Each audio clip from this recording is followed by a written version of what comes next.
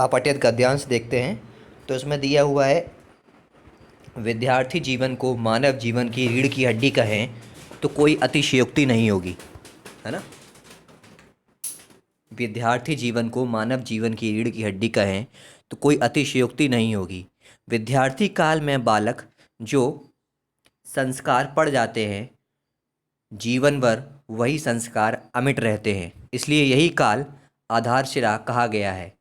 यदि यह नींव दृढ़ बन जाती है तो जीवन सुदृढ़ और सुखी बन जाता है। यदि इस काल में बालक कष्ट सहन कर लेता है तो उसका स्वास्थ्य सुंदर बनता है।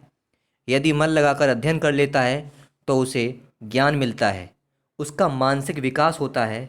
जिस वृक्ष को प्रारंभ से सुंदर सिंचन और खाद मिल जाती है वह पुष्पित एवं पल्लवित होकर संसार को सौरभ देने लगता है।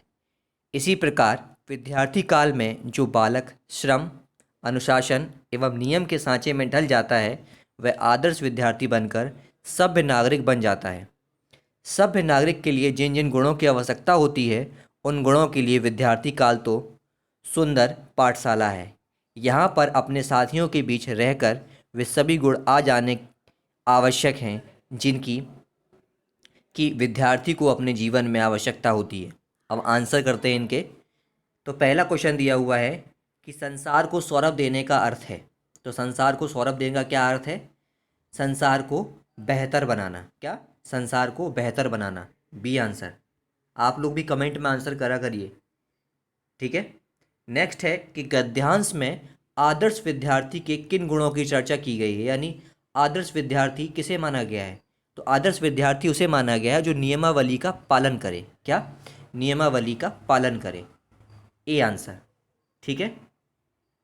नेक्स्ट देखते हैं हम लोग। तीसरा क्वेश्चन है, गद्यांश के आधार पर कहा जा सकता है। क्या कहा जा सकता है गद्यांश के आधार पर? ये 4 स्टेटमेंट दी हुई हैं, आप लोग कमेंट करिए।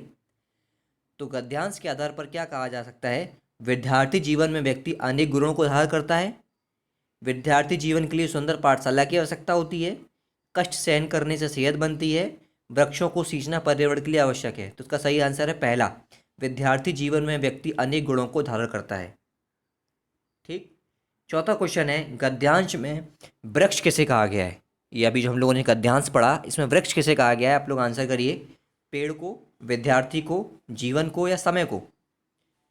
सही बताया आप लोगों ने, विद्यार्थी को। किसे? विद्यार्थी को, सेकंड, ठीक है।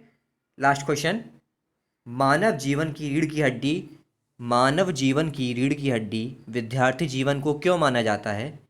ए ऑप्शन है पूरा जीवन विद्यार्थी जीवन पर चलता है। दूसरा ऑप्शन है जो संस्कार विद्यार्थी जीवन में पड़ जाते हैं वे संस्कार स्थायी हो जाते हैं। तीसरा है विद्यार्थी जीवन सुखी जीवन होता है। और चौथा है विद्यार्थी जीवन में ज्ञान मिलता है। तो इसका सही आंसर क्या है? सेकंड, जो संस्कार विद्यार्थी जीवन में पड़